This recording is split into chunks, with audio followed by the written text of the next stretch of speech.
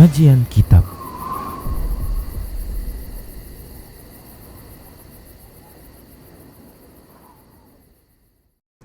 Assalamualaikum warahmatullahi wabarakatuh.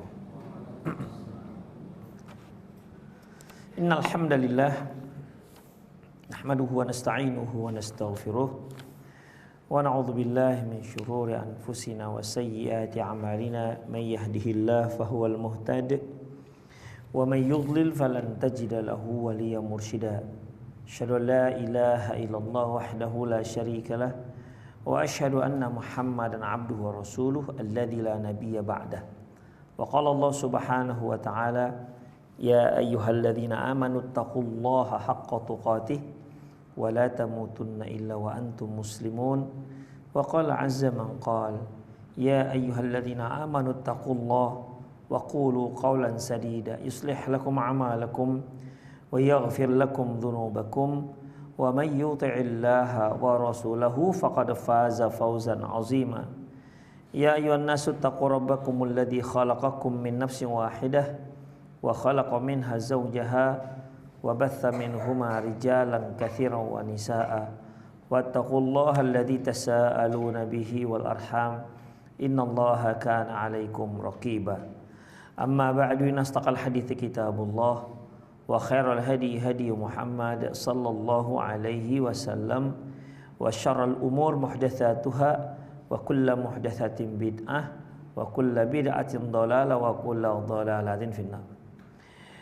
Ikhwah wa akhwat azallahu wa iyyakum. Alhamdulillah kembali kita bertemu dalam pengajian kitab Al-Manahi Al-Mawsu'ah Al-Manahi Syar'iyyah yang ditulis oleh Syekh Salim bin Id Al-Hilali hafizahullah.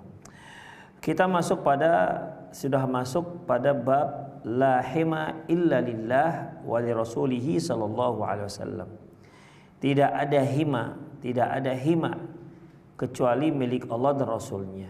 Hima yang telah kita jelaskan, yang disebutkan dalam hadis Rasulullah, yaitu satu lahan yang memang sengaja terlarang. Lahan yang terlarang tidak boleh orang-orang masuk ke dalam lahan tersebut, walaupun lahan tersebut tidak berpagar.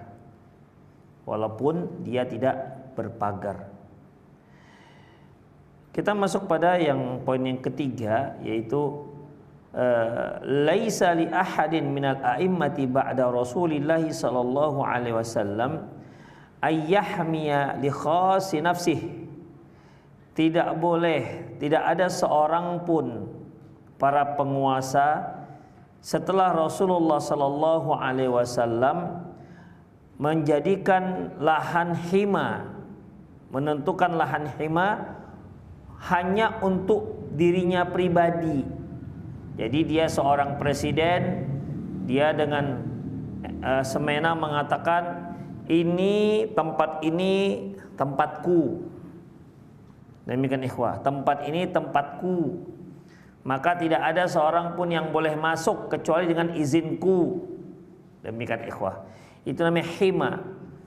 Kalau saya cari-cari, ada disebut dengan lahan konservasi. Jadi lahan, kalau kurang tepat juga sebenarnya, kalau konservasi ini sedang memperbaiki lahan konservasi itu. Ya, jadi dia sengaja itu dijaga untuk memperbaiki lahan yang sudah tidak bagus. Kalau hima enggak begitu ikhwah. Hima ini seorang raja atau siapapun dia, seorang pejabat, dia dengan mudah mengkapling satu tempat untuk dirinya, untuk kebutuhan dia. Demikian ikhwah. Apakah dia punya masyarakat ataupun dia punya negara, tapi dia batasi lahan tersebut dan hasilnya hanya untuk dirinya sendiri. Tidak boleh ada orang lain yang menikmati hasilnya. Padahal itu lahan bukan punya dia pribadi. Ya mungkin ini lahan pemerintah, mungkin bisa saja seperti itu. Punya negara, tapi ternyata ketika dia buat hima, ketika dia buat batasan tersendiri yang terlarang, nggak semua orang boleh masuk, sementara hasilnya untuk dia pribadi, ini tidak dibolehkan. Beda halnya kalau dia beli lahan. Kalau dia beli lahan untuk dia pribadi, ya terserah dia. Dia mau dia pagar, mau dia larang orang masuk, terserah dia. Tapi ini lahan bukan lahan dia. Demikian ikhwan. Nanti kita lebih jelas lagi. Wa inna ma yajuzu ala nahwi ma hama Rasulullah sallallahu alaihi wasallam li masalihil muslimin.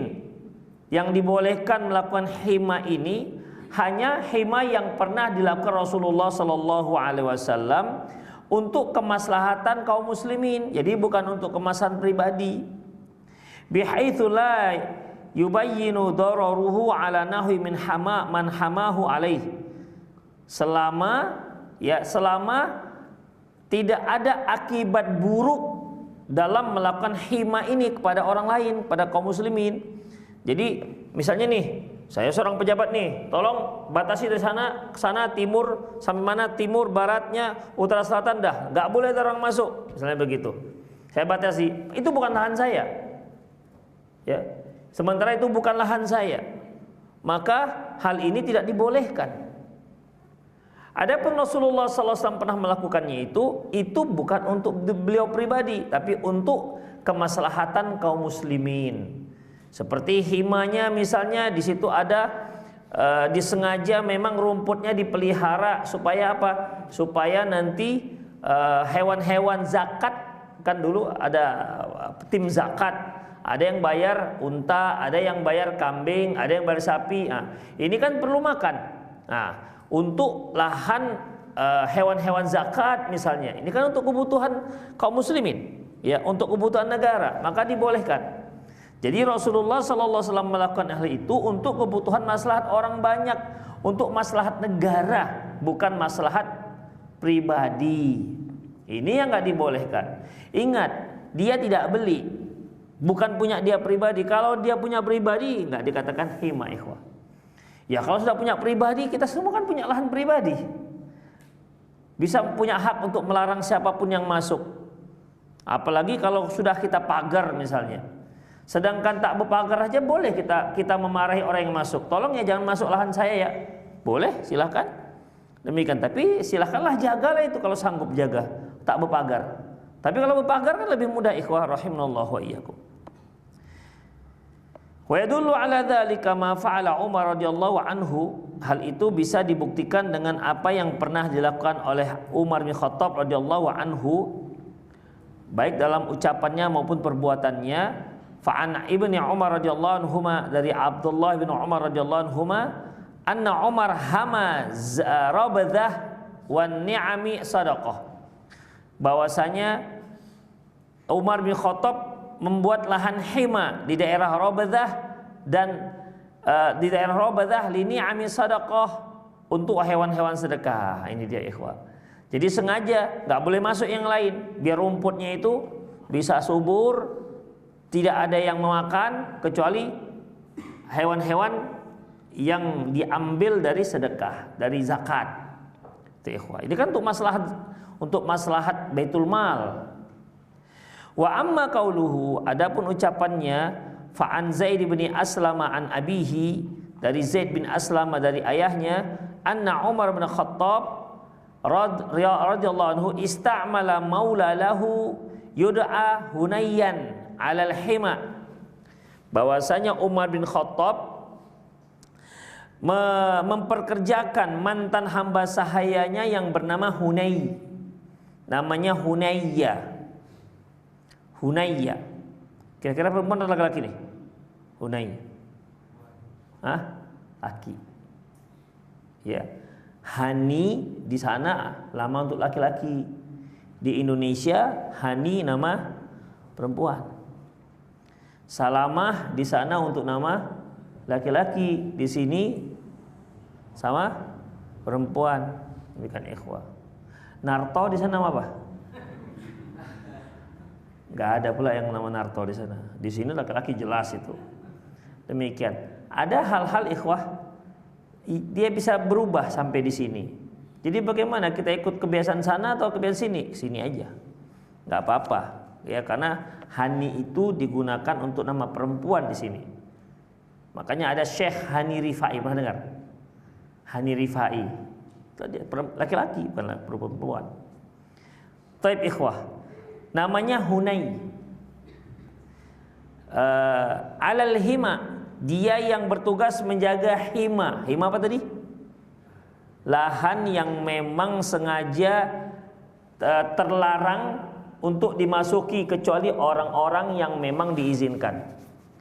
Kemudian faqala, dia berkata, ya Hunay, wahai Hunay, utmum janahaka anil muslimin, rendahkanlah sikapmu terhadap orang-orang muslim.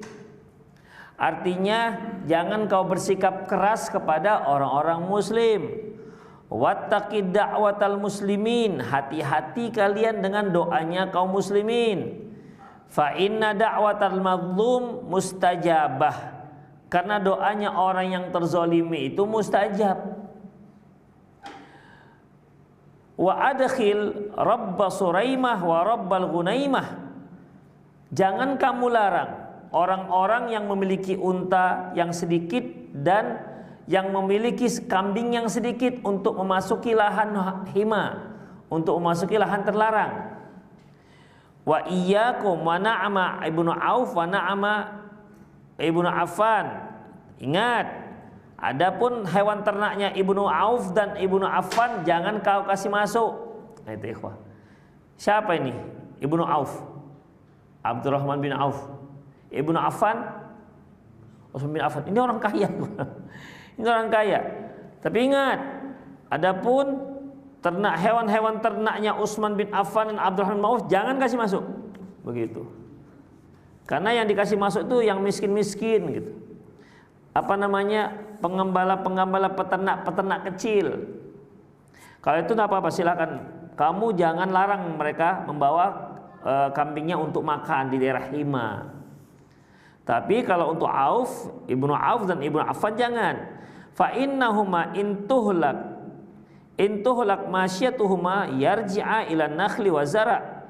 Karena kalaupun mereka punya kambing dan mati kambingnya karena nggak makan, mereka masih punya kebun kurma, mereka masih punya sawah ladang gitu. Jadi nggak ada masalah. Misalnya nih kita nggak kasih masuklah mereka kambing-kambingnya, mungkin harus cari-cari lagi, kemudian matilah kambingnya. Kambing mereka mati, mereka masih punya kebun kurma sekian hektar kira-kira, masih punya sawah ladang sekian hektar. Orang kaya kan Ibnu Auf dan Ibnu Affan, atau Abdurrahman bin Auf dan Utsman bin Affan. Kemudian wa in fayaqul, dan dia berkata, ya Amirul Mukminin, wahai Amir Mukminin. Fayaqul, nanti mereka mengatakan, afan, wa inna rabba suraimah wa rabba gunaimah intuhlak masyatuhuma ya'tini bibayinatin fayaqulu ya Amirul Mukminin afatarikuhum ana la ubalik. Adapun kalau yang tadi, yang peternak kecil ya, Suraimah ini mereka yang memiliki unta tidak sampai 40. Wah, kalau dulu unta nggak sampai 40 itu sedikit. Adapun yang Gunaimah ya hanya kambing-kambing sedikit jumlahnya. Adapun mereka ya Rabbas Suraimah, mereka peternak unta dan kambing yang sedikit. Kalau seandainya matilah kambingnya gara-gara nggak kita kasih masuk karena nggak makan, matilah untanya misalnya, maka mereka akan datang kepadaku. Mereka akan melapor kepadaku dan berkata, ya Amirul Mukminin, ini ente kenapa ini? Kok dilarang-larang? Kira-kira. Kenapa kamu larang-larang kami masuk? Kenapa kamu nggak peduli dengan kami? Gitu-gitu ikhwah. Kan Ibnu Umar bin Khattab kan waktu itu khalifah. Fal ma'u wal kalau aisaru alai min dhahabi wal waraq. Sungguh air dan rumputan itu lebih mudah bagiku ketimbang saya memberi emas dan perak. Artinya saya membiarkan mereka masuk ke daerah hima yang banyak rumput-rumputnya, itu lebih mudah bagiku. Tinggal izinkan mereka masuk, udah selesai. Tapi ketimbang saya harus membagi-bagikan berupa emas dan perak. Atau begini ikhwah, kalau seandainya punahlah atau bermatianlah hewan mereka, terus gimana saya menggantinya gitu kira-kira. Kemudian wa aimallahu innahum la yarawna anni qad zalamtuhum. Demi Allah, pastilah mereka akan melihat saya yang telah menzalimi mereka. Kenapa? Karena nggak boleh masuk. Itu ikhwah. Mereka akan merasa bahwasanya umatlah yang telah menzalimi karena tidak memberikan mereka izin untuk masuk ke daerah Hima yang banyak rumputnya. Kemudian innaha biladuhum, padahal daerahnya daerah mereka.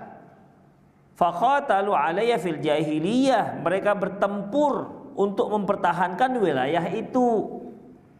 Wa aslamu alayhi fil Islam, dan mereka juga masuk Islam di saat tinggal di wilayah tersebut. Jadi ini wilayah mereka, bukan punya negara misalnya, ya. Ini negara yang mereka pertahankan, mereka bertempur untuk mempertahankan wilayah ini. Kemudian tiba-tiba tentang saya buat hima untuk kepentingan negara misalnya, dan saya larang itu semua peternak-peternak kecil untuk masuk, padahal di situ banyak rumput-rumput yang bisa digunakan untuk memberi makan peternak. Ini kalau seandainya begini, kemudian akhirnya matilah ternak mereka gara-gara nggak ada rumput, yang ada rumput dalam hima itu, apa kata mereka nanti? Mereka akan katakan, kamu Amir Mu'minin sudah menzalimi kami, karena kamu nggak memberikan kami masuk ke tempat yang ada rumputnya, gitu ikhwah. Dan mereka berperang, mereka sempat berperang untuk mempertahankan daerah ini dan masuk Islam di daerah ini. Walladzi nafsi biyadi laulal mal alladzi ahmilu alaihi fi sabilillah ma hamaitu alaihim min biladim shibron. Demi zat yang jiwaku di tangannya, seandainya tidak dikarenakan ada kepentingan harta yang sedang diembankan kepadaku, maksudnya hewan-hewan itulah, hewan-hewan yang harus dipelihara. Kalau seandainya tidak memikirkan hewan-hewan ini yang ada, yang menjadi tanggung jawabku, niscaya aku tidak akan buat hima sedikit pun. Aku akan bebaskan semua tempat untuk mencari makan, untuk berternak, untuk mengembala kambing. Gak ada satupun yang aku hima.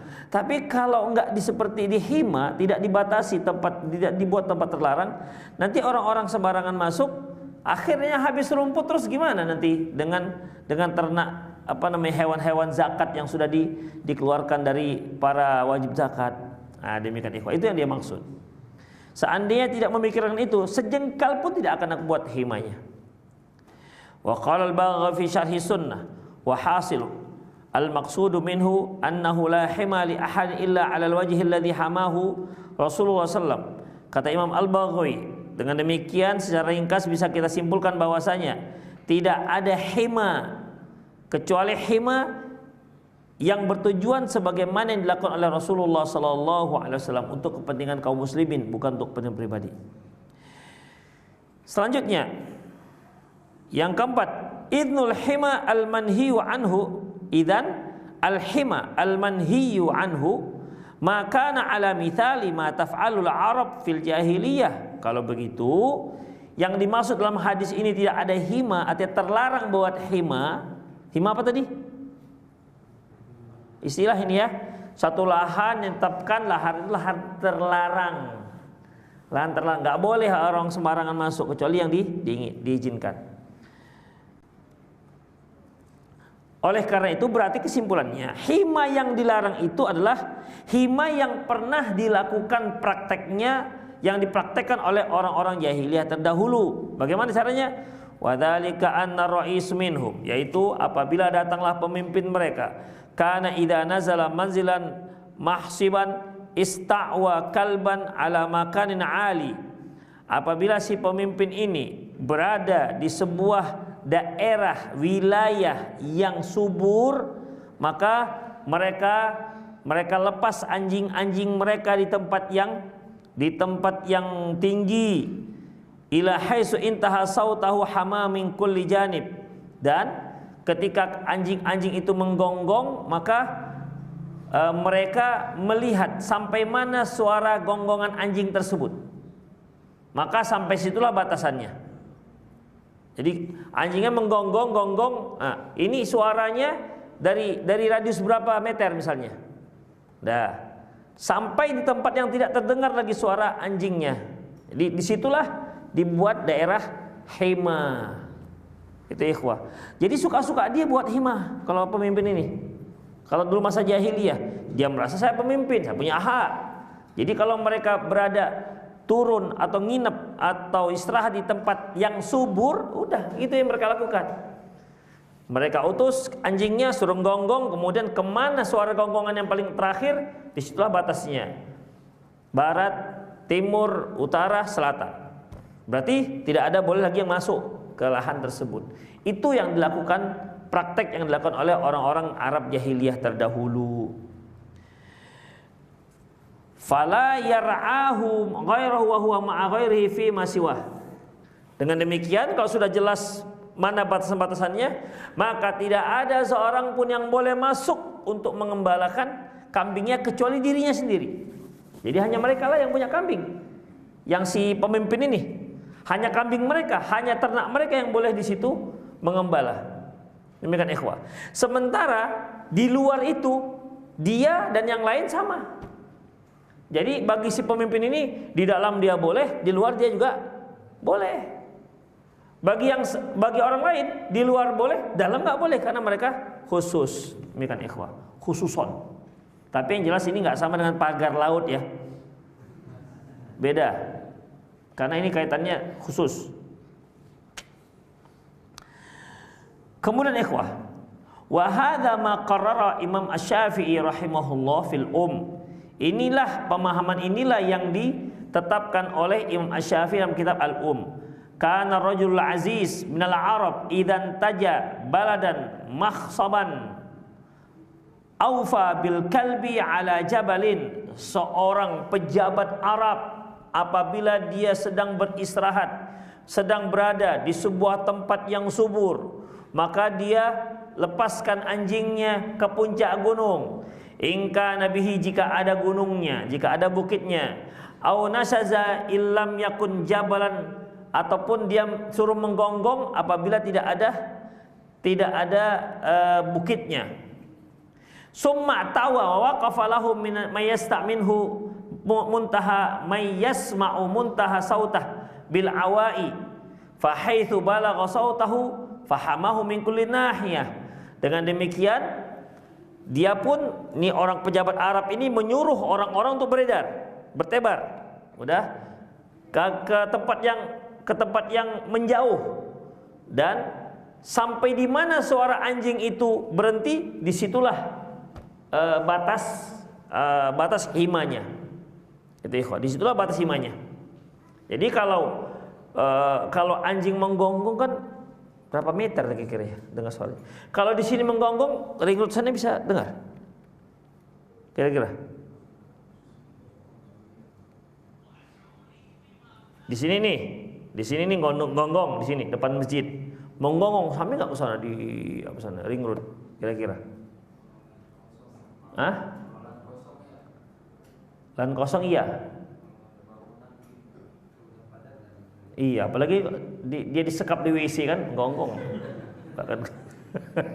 Kita yang inilah yang normal. Kira-kira 200 meter persegi gimana? Radius 200 meter gimana? Dari sini ke sana ada 200 meter? Ada kira-kira? Hah? Lebih. Ya kita anggap aja 200 meter ya. Jadi gonggongan anjing itu 200 meter. Nah, situlah dia. Bagaimana mereka tahu? Ya dia utus orangnya. Kau pergi ke sana, coba. Sampai di mana kamu sampai tak mendengar gonggongan anjing, patok gitu kira-kira. Maka batas itu tidak ada boleh seorang pun yang masuk. Dia jaga sekalian di situ. Ya, dia jaga, enggak boleh ada yang masuk. Kemudian fayar'a ma'amma fi ma siwa. Kemudian dan si pejabat Arab ini di luar daerah hima itu dia bebas mengembalakan ternaknya dengan sama yang lain. Orang lain ke sana, dia juga ke sana, enggak ada masalah. Tetapi wa yamna hadza min ghairi du'afa sa'imah si amatin. Dan sementara daerah himanya dia larang. Termasuk orang-orang yang lemah. Maksudnya yang sedikit gembalanya. Seharusnya Kalau dia membolehkan masih boleh juga lah. Ini enggak boleh, ikhwah. Hanya dia tok yang boleh. Seperti yang kita katakan tadi, sementara itu lahan belum tentu punya dia. Itu lahan bisa saja lahan orang. Demikian ikhwah, ya. Ya, tapi karena dia pejabat, dia nggak bisa, masyarakat nggak bisa bilang apa-apa. Itu ikhwah, nggak bisa bilang apa-apa pejabat. Ya kan memang begitu, kalau dia pejabat, dia punya kuasa, kan mulai songong-songong gitu kan. Demikian ikhwah, ya. Jadi ya masyarakat nggak bisa bilang apa-apalah. Ya udahlah, pejabat dia, kita larang dia jangan di situ, kita malah dibongkarnya rumah kita nanti dari situ. Namanya juga mereka punya kuasa. Taib, kemudian ikhwah rahimallahu wa iyyakum. Wa ma arada qaranahu ma'ahu fayar'a ma'aha. Dan siapa yang dia inginkan untuk menemani mereka untuk mengembala, mereka pun izinkan. Fanara anna qaula Rasulullah sallallahu alam. Menurut kami sabda Nabi SAW Allahu alam, la hima illa lillahi wal rasulih. Makna dari ucapan Rasulullah, tidak ada hima kecuali hima milik Allah dan Rasulnya. La hima ala hadzal ma'nal khas, yaitu hima yang dengan makna yang kita sebutkan tadi, yaitu yang dilakukan oleh pejabat-pejabat jahiliyah terdahulu. Wa anna qaulu lillahi wa amma qauluhu lillahi kulli hima ghairuhu wa rasulih anna sallam innama kana yahmil lis-salahi. Adapun hima milik Allah dan milik Rasul, yaitu ini hima untuk kemaslahatan ammatul muslimin, untuk kemaslahatan kaum muslimin, la liman yahmilahu li ghairihi min khas nafsih, bukan untuk kepentingan pribadi dia. Gitu ikhwah. Kalau cerita definisi hima yang dilakukan oleh orang-orang Arab jahiliyah, itu kan untuk kepentingan pribadi. Tapi Allah Subhanahu wa taala punya hima, Rasulullah punya hima, tapi bukan punya untuk kepentingan pribadi, untuk kaum muslimin. Walidzalika annahu la yamliku illa ma la ghina bihi. Oleh karena itu Rasul tak punya apa-apa kecuali apa yang dia butuhkan saja. Demikian ikhwah. Rasul tuh enggak punya banyak. Apa yang mereka butuhkan itu yang mereka punya. Yang lebih diinfakkan. Itu ikhwah. Yang lebih diinfakkan. Apapun dia, misalnya pernah Rasulullah sallallahu alaihi wasallam memotong seekor kambing. Lantas Rasulullah, ya Aisyah bagi-bagikan. Ketika Rasulullah pulang, tanya, gimana ya Aisyah? Sudah kamu bagi-bagikan? Sudah ya Rasulullah, kecuali satu paha depan. Satu paha depan, kaki depan belum saya bagi-bagikan. Semua sudah saya bagikan, sudah habis. Apakah Rasulullah? Enggak ya Aisyah, semuanya masih ada, yang belum ada yaitu paha depan ini. Karena yang dikatakan sudah milik itu yang sudah disedekahkan. Jadi begitu Rasulullah. Apalagi kalau bulan puasa, luar biasa ikhwah. Lebih cepat ketimbang hembusan angin. Begitu masuk rezekinya langsung keluar. Begitu masuk langsung keluar. Kan beda dengan kita kan. Begitu masuk, hitung dulu, lama keluarnya. Hitung dulu, keluarkan dulu berapa dia, istikharah lagi. Pokoknya bakhilnya luar biasa. Demikian ikhwah, hitung, udah akhirnya kasih 5.000 lillahi ta'ala untuk menjadi penduduk Firdaus. Ya begitu, gimana lagi? Demikian, Ustaz kan kita banyak kebutuhan. Iya, kan saya nggak salahkan tadi. Demikian. Taib. Jadi Rasulullah sallallahu alaihi wasallam itu seperti itu ikhwah, itu untuk kaum muslimin nggak ada. Jadi pernah Rasulullah SAW satu hari gelisah dia di luar. Kenapa? Saya terfikir ada sedikit harta yang belum kukasihkan kepada kaum muslimin. Terfikir dia, mau bayangkan harta dia yang lebih. Kalau kita kan nggak ada uang lebih kan? Mana pernah uang kita lebih? Cukup aja. Cukup selalu. Tapi ada lebih nih, sisa tabungan untuk bulan depan. Nah gitu kan. Bulan depan masih sisa, tahun depan. Nah begitu, hitungannya begitu. Kan ada orang yang begitu anaknya lahir, yang dipikirkannya bagaimana biaya anak ini nanti kuliah. Ini anak baru lahir, yang sudah dia pikirkan gimana nanti biaya kuliah. Coba kan membebani diri namanya. Taib ikhwah. Jadi itu yang dilakukan Rasulullah sallallahu alaihi wasallam. Walidzalika annahu sallallahu la yamliku illa ma la ghina bihi wa bi'iyalihi anhu wa maslahatuhum hatta yusiru ma malakahu Allah min khamsa wa min al-khumus khumus mardudun fi maslahatihim. Oleh karena itu Rasul tak punya apa-apa ikhwah kecuali yang untuk kebutuhan keluarga-keluarganya dan untuk maslahat mereka. Bahkan apa yang Allah Subhanahu wa taala berikan untuk beliau yaitu 1/5 dari harta rampasan, itu pun beliau kasihkan untuk kaum muslimin. 1/5 dari harta rampasan, khumus namanya. Wa kadzalika malahu idza habasa fawqa sanatihi mardudan fi maslahatihim fil qura wassalah wa uddatu fi sabilillah. Demikian juga apa yang beliau hasilkan setiap tahunnya itu pun diberikan kepada kaum muslimin, ya. Baik hasil dari sewa tanah, Rasulullah kan punya sewa tanah di Khaybar. Ya, Rasulullah SAW punya tanah di Khaybar, dan itu nanti tanah Khaybar ini tanahnya isinya itu kebun korma. Hasilnya itu ikhwah untuk Rasulullah, untuk keluarga beliau. Tapi itu pun enggak, hasilnya udah diberikan kepada kaum muslimin. Apakah dia hasil sewa tanah ataukah dan lain-lainnya, maka digunakan untuk apa? Untuk beli senjata, untuk persiapan fisabilillah. Wa anna malahu wa nafsahu kana mufarriqan li taatillahi, karena harta dan dirinya semuanya itu diserahkan untuk taatan pada Allah. Fa sallallahu alaihi wasallam jazaa'u afdal ma juziya bihi nabiyyan an ummati. Yang kelima, lakin yastad fil hima al mubah ay yakuna mimma kana maqama Rasulullah wa wal khalifah. Hanya saja salah satu syarat dibolehkannya hima ini yang apabila posisi orang tersebut seperti posisinya Rasulullah SAW, seperti khalifah. Jadi khalifah boleh, ya. Kalau kepler nggak boleh pakai hima, itu khusus untuk khalifah, karena Rasulullah itu kan pimpinan tertinggi. Kalau presiden boleh, Indonesia boleh presiden. Siapa presiden kita? Prabowo. Demikian, jangan lupa belantung. Demikian ikhwah. Kemudian selanjutnya, wa alla yadurru bikafatil muslimin. Syarat kedua, jangan sampai gara-gara hima ini memudaratkan kaum muslimin. Itu dia. Gara-gara dia halang-halang orang masuk daerah itu, akhirnya kesulitan mereka untuk mendapatkan makanan ternak mereka. Berarti nggak boleh. Jadi yang pertama yang boleh menetapkan itu hanya khalifah atau orang pertama negara tersebut, apakah khalifah ataukah dia presiden ataukah dia perdana menteri. Demikian ikhwah, boleh silakan menetapkan hima. Dan yang kedua syaratnya tidak memudaratkan kaum muslimin. Kalau sampai memudaratkan kaum muslimin, siapapun dia nggak boleh melakukan itu. Kemudian yang keenam, wa za'ama ba'du ahli ilmi ala anna al-hima huwa ihya'ul mawad. Sebagian ahli ilmi mengatakan bahwasanya yang dimaksud hima itu adalah menghidupkan lahan-lahan yang sudah mati.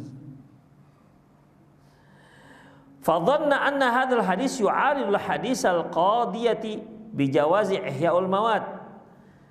Mereka mengira bahwasanya hadis ini bertentangan dengan hadis qadiyah yang membolehkan untuk menghidupkan lahan yang mati. Jadi ikhwah, apabila memang ada lahan yang mati, maka pemerintah boleh memberikan lahan tersebut kepada orang yang mau mengelolanya. Demikian ikhwah, tapi dengan catatan ini lahan tak ada pemilik. Demikian ikhwah, ya, dengan catatan lahan nggak ada pemilik. Allahu a'lam bishawab, mungkin di hutan sana atau di pinggir-pinggir di pedalaman sana masih banyaklah mungkin lahan-lahan yang perlu dikembangkan, dihidupkan oleh kaum muslimin. Kalau di Indonesia lahan itu lahan mati, lahan semak, lahan hutan atau lahan semak. Kalau di sana lahan matinya lahan apa? Padang pasir lah, nggak ada, ya, padang pasir nggak ada apa-apa. Harus dikelola dulu baru bisa memberikan hasil. Di Indonesia kalau dikatakan lahan mati, lahan yang jadi semak, lahan yang tumbuh ilalang, Atau daun-daun putri malu, kan bisa begitu kan kalau di pas ada semak, daun-daun putri malu, kemudian banyak daun-daun yang lain yang itu hanya untuk semak, nggak bisa diapa-apain. Itu disebut lahan mati. Ya, itu disebut lahan mati. Jadi katakan lahan hidup mereka gunakan untuk berkebun atau bertani, atau mereka bangun bangunan di situ, itu namanya lahannya dihidupkan. Jadi rahimanallahu wa iyyakum, mereka katakan bahwasanya tidak ada hima ini, mereka mengatakan bertentangan dengan hadis lahan yang mati yang boleh dikelola. Itu ikhwah. Fahada wahmun khilaful waqi', tak seperti itu maknanya. Jadi hima yang terlarang itu, ya, hima yang terlarang itu kan tadi bahwasanya hima itu hanya milik Allah dan Rasulnya. Ya boleh diambil. Jadi dalam masalah ini mereka mengartikan kenapa boleh diambil, dikarenakan dalam rangka menghidupkan lahan. Nah gitu. Kalau nggak dalam rangka menghidupkan lahan maka tidak dibolehkan. Itu ikhwah. Jadi salah, nggak seperti itu maknanya.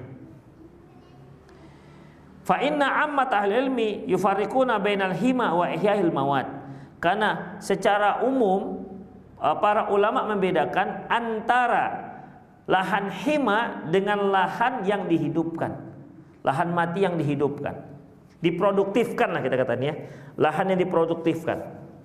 Di Medan kan masih banyak lahan yang non produktif, karena orang hanya beli untuk aset, itu dia, untuk aset, ya sudah akhirnya nggak diproduksi, nggak produktif. Semak, nah dulu kan perumahan itu kan lahan main bola kan, tempat kita main bola. Demikian si Narto Kiper. Demikian sekarang udah jadi perumahan, udah hidup dia, itu lahan hidup. Dulu lama juga itu kan lahan itu nggak dipakai ya. Demikian ikhwah. Ada nggak lagi lahan yang nggak non produktif sini? Kalau daerah kesana mungkin masih ada ya. Artinya punya orang, tapi ya nggak digunakan, hanya untuk aset aja. Di Setiabudi Tasbih 1 banyaknya. Ya, lahan punya orang memang bukan lahan nggak ada yang punya. Kalau nggak ada yang punya saya daftar lah. Ada yang punya, tapi tak produktif karena nggak digunakan, terbengkalai begitu saja. Demikian ikhwah. Itu yang mereka katakan. Jadi beda antara lahan hima dengan lahan yang menghidupkan, lahan yang memproduktifkan lahan yang mati. Berkata Imam Syaukani, wa qad dhanna ba'dhum anna bainal ahaditsil qadiyah bil man'i minal hima wal haditsil qadiyah bi jawazil ihya'ul mu'aradun. Kata Imam Syaukani, sebagian orang mengira bahwasanya hadis yang melarang hima dengan hadis yang membolehkan menghidupkan lahan mati itu bertentangan. Hima dilarang, tapi sementara boleh untuk menghidupkan lahan yang non produktif. Mereka mengira itu sebuah pertentangan, padahal tidak. Faman sya'u hadzan adamul farqi bainahuma. Kenapa terjadi kesalahan paham ini? Karena mereka menganggap sama. Lahan hima dengan lahan non produktif itu sama. Mereka anggap begitu. Makanya salah dalam memahami. Wa huwa fasid, ini pemikiran yang salah. Wa innal hima akhassu minal ihya'il mutlaqan. Karena sesungguhnya hima itu lebih khusus lagi ketimbang menghidupkan lahan yang non produktif. 7. Laisa fi qaulihi min hadis Nu'man bin Bashir al-muttafaqun alaih, dan tidak termasuk juga ucapan Nabi SAW dalam hadis Nu'man bin Bashir muttafaqun alaih yang diriwayatkan oleh Imam Bukhari Muslim, ala wa inna likulli malikin hima. Sesungguhnya setiap raja itu ada hima. Setiap raja itu ada hima. Hujjatun liman asbatal hima ala ghairi ma taqaddam. Sebagai hujjah bahwasanya boleh hima dimiliki oleh yang lain, tidak harus presiden. Fa inna hadza khabar la yustafadu minhu hukm syar'i. Sesungguhnya berita ini tidak bisa dijadikan sebagai hukum syar'i. Karena Allah mengatakan ala wa inna likulli malikin hima. Ketahuilah bahwasanya setiap raja atau setiap pemilik itu ada himanya. Berarti kan punya hima itu tidak harus pimpinan negara. Masyarakat umum juga boleh untuk mendapatkan hima berdasarkan hadis ini. Tapi sebenarnya tidak seperti itu. Ya, makna daripada hadis intinya ikhwah, hima itu adalah satu lahan yang ditetapkan oleh pemimpin, ya, yang digunakan maslahatnya untuk kaum muslimin. Itu dia, untuk kaum muslimin secara khusus, bukan untuk pribadi. Kalau untuk pribadi, maka hima nggak dibolehkan. Dan ingat, hima itu bukan lahan milik pribadi. Ya, bukan lahan milik pribadi. Demikian ikhwah, tapi lahan punya orang banyak atau lahan yang dimiliki oleh negara. Itu ikhwah. Misalnya kan banyak sekarang lahan-lahan PTP yang sudah selesai HGU-nya. Nah, itu diperebutkan kan sekarang? Diperebutkan oleh masyarakat, mereka kapling-kapling. Nah, itu hima lah itu namanya. Hima, tapi himanya nggak boleh. Itu hima nggak boleh. Karena apa? Karena itu sudah kepemilikan. Mereka merasa sudah memiliki. Ini kan masyarakat, karena bumi, air dan udara dipergunakan sebesar-besarnya untuk untuk apa? Kepentingan apa kesejahteraan? Ya Allah, udah lupa dia. Perjalanan PMP. Dipergunakan sebesar-besarnya untuk kepentingannya, untuk kepentingan masyarakat. Demikian ya. Akhirnya mereka kapling tuh lahan-lahan PTP yang sudah dianggap HGU-nya hak guna HGO. HGU apa? HGO-nya apa? Hak guna usaha. HGU kan demikian. Hak guna orang kalau HGO. Hak guna usaha. Demikian ikhwah. Berarti kan harus balik kepada pemerintah, dan pemerintah kan harus memberikannya kepada masyarakat. Gitu-gitu cara mikirnya. Makanya sebelum dibagi pemerintah, kami kapling lah di situ. Gitu ikhwah.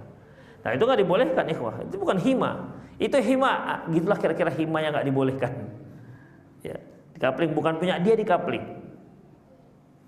Demikian ikhwah rahimanallahu yakum. Intinya begitu saja sih, yaitu tidak boleh ada hima kecuali hanya Allah dan Rasulnya. Boleh yang lain asalkan untuk kepentingan masyarakat, bukan untuk kepentingan pribadi. Allahu a'lam bishawab. Ada yang mau bertanya silakan. Memang kalau udah baca masalah lahan ini agak bekerut kening. Cocoknya orang BPN ini. Setelah ini ada belajar hutang-hutang. Ini baru seru ini, masalah hutang. Kita nanti ngajinya lanjutkan ini atau tematik gitu? Tematik, oh ya udah. Poligami gitu ya, tematik poligami. Ada yang mau bertanya silakan akhi.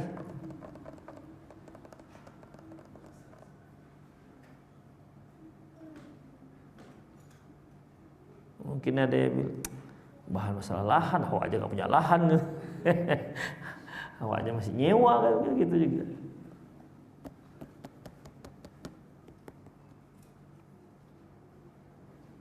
Ya udahlah ikhwah, kalau nggak ada pertanyaan pulanglah kita berarti. Nyato atau nggak punya pertanyaan? Nggak ada pertanyaan, maaf. Ya. Punggahan.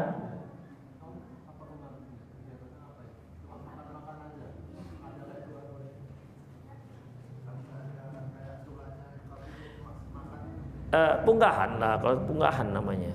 Ikhwah, perhatikan. Di Indonesia tuh banyak acara makan-makan masalahnya.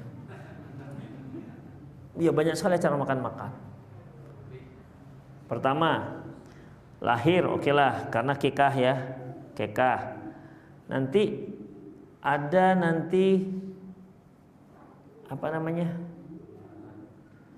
Setelah kekah, turun tanah, ya turun tanah.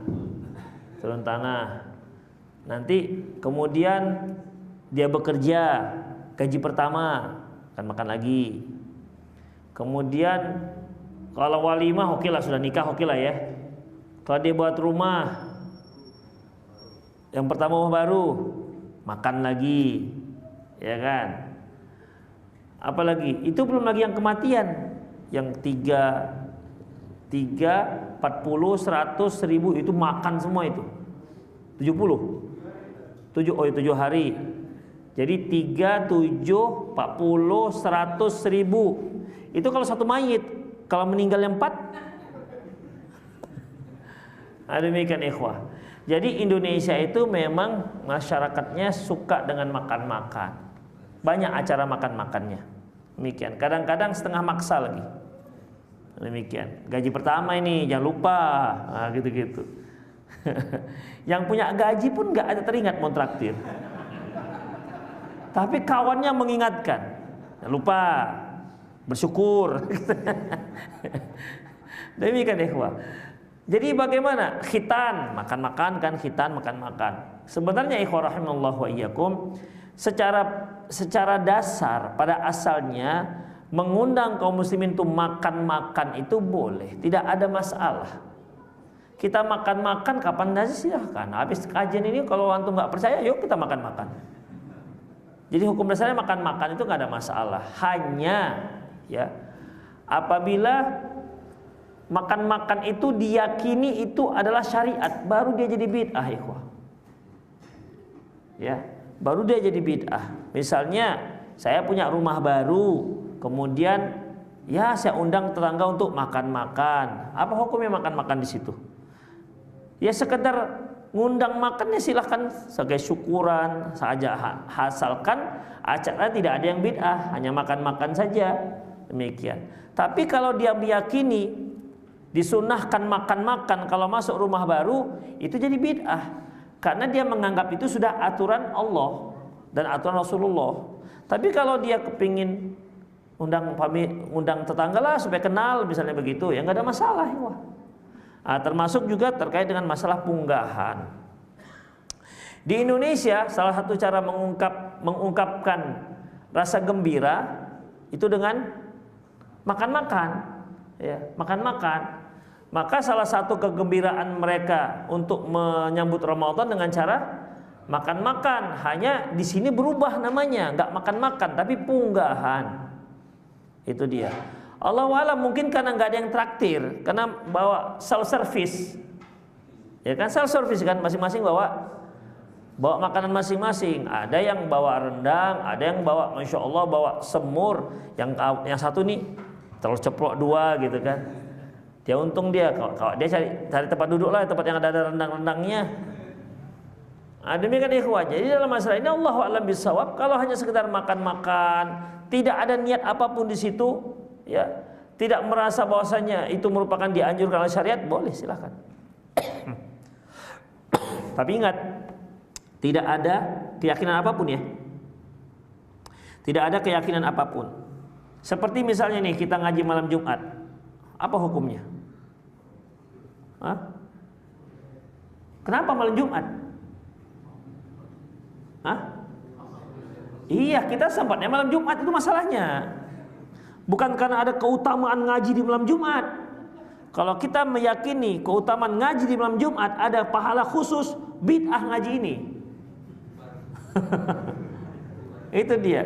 Kita malam Jumat itu diwawat karena sempat. Antum sempatnya begitu, saya juga sempatnya begitu. Bertemulah sempat saya dengan sempat antum, terbukalah ngajinya. Demikian ikhwah. Kalau seandainya pas kebetulan tidak sempat, maka nggak ngajilah kita. Demikian ikhwah. Kalau antum nggak sempat, ya sebulan ada 3-4 kali nggak sempat, berarti tetap ngaji. Walaupun antum nggak sempat. Tapi kan kedatangan itu bukan masalah meyakini malam Jumat itu lebih afdol ngaji. Ah, itu ya salah. Sama seperti ini ikhwah, berziarah kubur. Nah, ini kan lagi rame nih ziarah kubur. Apa hukum ziarah kubur sebelum Ramadan? Pada dasarnya ziarah kubur itu tidak ada pakai waktu. Mau sebelum Ramadan, setelah Ramadan, ketika Ramadan, mau pas hari raya Idul Fitri, terserah, nggak ada waktu, nggak masalah.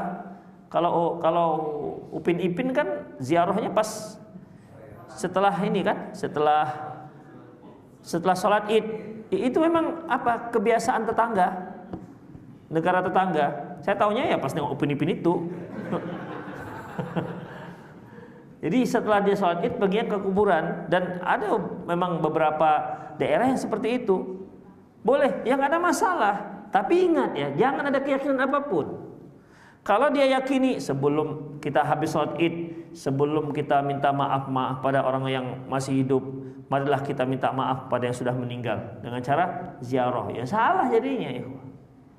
Orang yang meninggal itu doain, bukan kita minta maaf, maafkanlah mak ya, nggak sempat dulu berbakti kepada mama, gitu kan. Percuma itu, doakan dia. Itu ikhwah. Ya, jadi tanpa ada keyakinan apapun. Kalau ada keyakinan sedikit saja dalam masalah ini termasuk syariat, maka jadi bid'ah larinya, maka nggak boleh. Ada nggak orang yang berziarah ketika sebelum Ramadan itu karena dia sempatnya itu? Hah? Ada, bisa saja. Atau karena gini, dia berziarah sebelum Ramadan itu kenapa? Karena pas waktu itu kuburan lagi rame, dia nggak takut. Kan bisa. Tapi kalau dia sebelum Ramadan sepi, dia sendiri, dia penakut orangnya, nanti aja lah. Pas Ramadan rame, dia bisa ziarah karena nggak takut orang ramai di dalam. Demikian ikhwah. Ya kalau seperti itu nggak ada masalah. Ya, karena memang ziarah kubur itu tidak ada waktu tertentu. Siang, malam, sore silahkan. Tapi ingat, ketika dia meyakini sesuatu, ziarah kubur sebelum Ramadan itu lebih afdol, disunnahkan, jatuh bid'ah dia. Dia harus datangkan dalil. Karena mengkaitkan satu ibadah dengan sesuatu itu harus berdalil. Sesuatu yang saya maksud, apakah dia dengan jumlah, tempat, kaifiyat, sebab, jenis dan apalagi jenis dan waktu. Ada 6 dia. Waktu, tempat, kaifiyat, jenis, sebab, jumlah. Iya, jumlah. Itu ikhwah. Kalau nggak ada yang berkaitan jumlah, jangan dibuat jumlah, jangan dikaitkan dengan bilangan. Seperti misalnya ucapan subhanallah bihamdih subhanallahil azim. Itu zikir. Itu disebutkan nggak dikaitkan dengan bilangan tertentu. Nggak dikaitkan ikhwah. Barang siapa yang mengkaitkan dengan bilangan tertentu, maka dia harus datangkan dalil. Makanya kalau ada zikir 33.000 kali, itu harus datangkan dalil. Kenapa 33.000 kali? Kenapa enggak 32.950? Kenapa enggak segitu? Kenapa harus genap 33? Kenapa harus 33? 32 kenapa sih? Atau 30? Demikian. Jadi kenapa seperti itu? Kalau ada dalilnya kan kita enggak nanya lagi kenapanya, karena ibadah itu tauqifi. Itu ikhwah. Jadi sama dengan makan-makan tadi itu. Kita nggak bisa katakan itu pasti bid'ah, enggak, karena masalah makan-makan. Demikian ikhwah. Ya, jadi kita harus bisa jelaskan. Kalau itu niatnya adalah dia meyakini itu syariat, jatuh bid'ah. Tapi karena kebiasaan saja, ya kita senang bentar lagi Ramadan, kemudian makan-makan. Ya udah silakan. Ada lagi nanti mandi mangir kan? Mandi mangir itu hanya muncul sekali setiap sebelum Ramadan. Mandi mangir, mandi wangi-wangi, itu dia. Kalau dia sekedar mandi wangi-wangi gitu saja, misalnya ada aroma khusus gitu kan ketika mau Ramadan, dia mandi pakai air yang direbusan itu, silakan, gak ada masalah. Tapi kalau dia katakan supaya ibadahnya diterima oleh Allah, itu nggak bisa lagi gara-gara mandi. Masa gara-gara mandi terima ibadahnya? Ya, itu salah lah jadinya. Itu udah dikaitkan dengan apa namanya? Dengan syariat. Bagaimana kalau seandainya begini? Kalau sudah mandi itu dia akan fisiknya menjadi kuat, gimana? Bid'ah enggak? Diselidiki, betul enggak menjadi kuat? Jangan-jangan hanya khurafat gitu, ikhwah. Betul apa enggak dia kuat? Itu, atau ada kelebihan lain membuat apa namanya? Kalau begini, dengan setelah mandi mangir itu keikhlasan akan bertambah, gimana? Bisa? Ya nggak bisa, ikhwah. Nggak ada hubungan keikhlasan dengan mandi. Jadi dalam masalah ini, ikhwah rahimallahu wa iyyakum, ya, nggak bisa. Allahu a'lam. Nggak bisa kita mutlakkan makan-makan sebelum Ramadan itu. Ini tanpa ada acara apa-apa ya, hanya datang makan, nggak ada acara apa-apa, nggak ada acara-acara joget, nggak ada acara-acara musik, nggak ada acara-acara tahlilan, nggak ada, makan, itu aja, tanpa ada kaitan apa-apa, ya, maka Allahu a'lam ya itu kebiasaan saja, nggak ada masalah. Ya, kebiasaan saja seperti kebiasaan-kebiasaan kita yang lain. Itu dia. Maaf-maafan demikian. Nah, masalahnya maafan-maafan ini kadang-kadang agak lebay dia masalahnya. Kita minta maaf itu kan kalau ada salah, ikhwah. Ini sudah nggak ketemu dengan kawan SD, sudah 35 tahun nggak ketemu. Kita ketemunya di hari raya. Maafkan saya lahir dan batin. Ini salah apa? Demikian ikhwah, yang disengaja maupun nggak disengaja.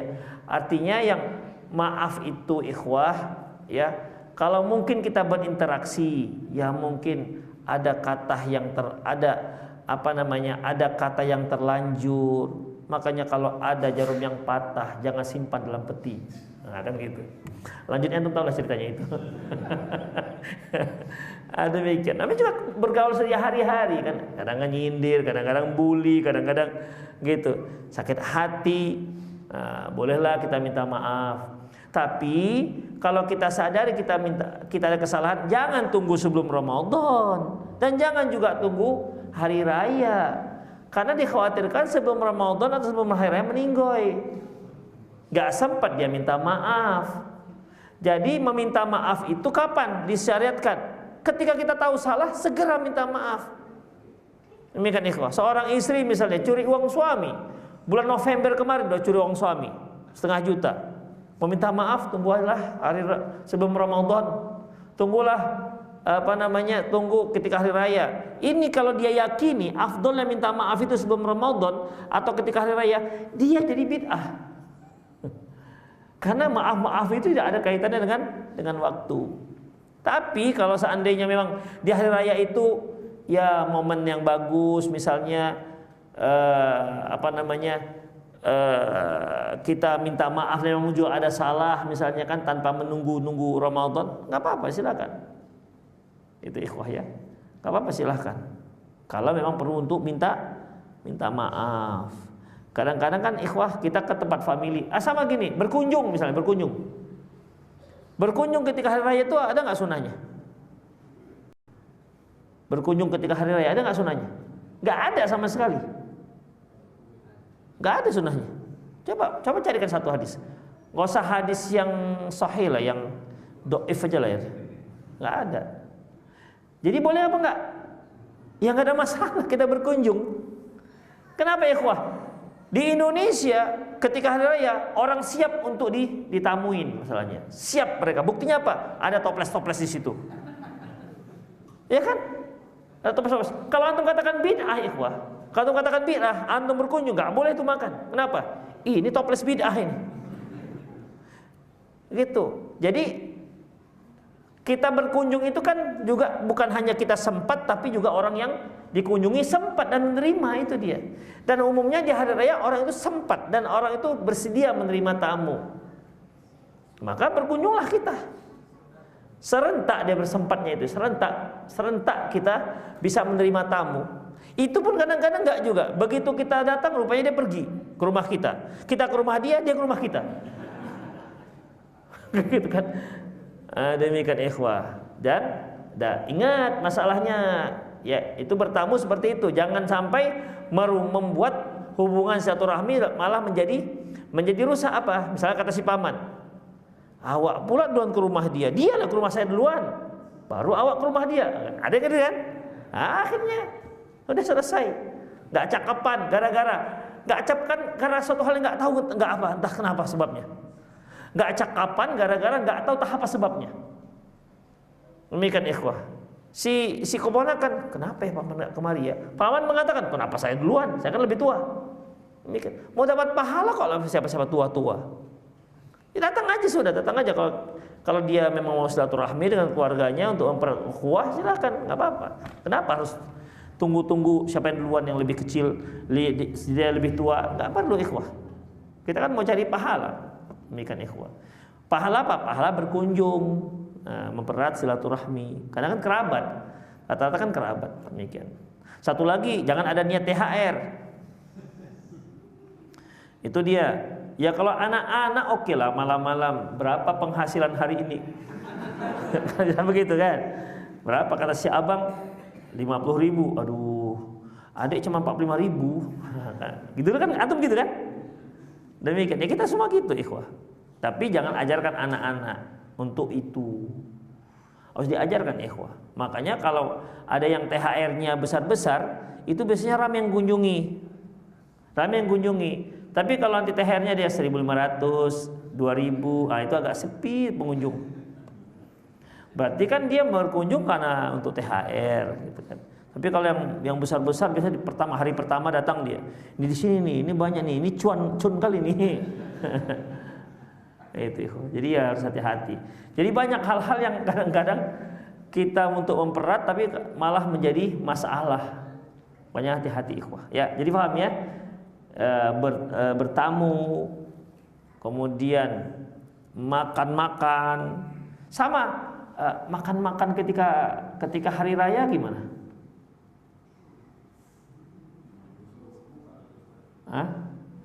Kan kalau kita kalau makan kita maksudnya ngundang makan ketika hari raya, ada nggak sunnahnya? Kan halal, kita kan halal bil halal kan, selalu ada undangan makan open house kan gitu kan. Mengundang makan dikaitkan dengan Idul Fitri, ada nggak? Saya nggak tahu, saya nggak pernah dengar, Allahu alam ya, tapi saya nggak lihat ada seperti itu. Jadi boleh nggak kita ngundang makan? Itulah dia, ikhwah. Memang apa namanya, misteri makan luar biasa. Iya, banyak pembahasan tentang makan. Semoga adalah salah seorang mahasiswa gitu ya membuat hukum makan itu di Indonesia. Makan di Indonesia. Makan antara bid'ah dan sunnah. Wah, itu baru. Oke lah, ikhwah, itu saja, semoga bermanfaat. Aku qouli hadza wa astaghfirullah li wa lakum wa sal muslimin innahul ghafurur rahim. Subhanakallah bihamdik asyhadu an la ilaha illa anta astaghfiruka wa atubu ilaik. Wa akhiru da'wana alhamdulillahirabbil alamin. Assalamualaikum warahmatullahi wabarakatuh.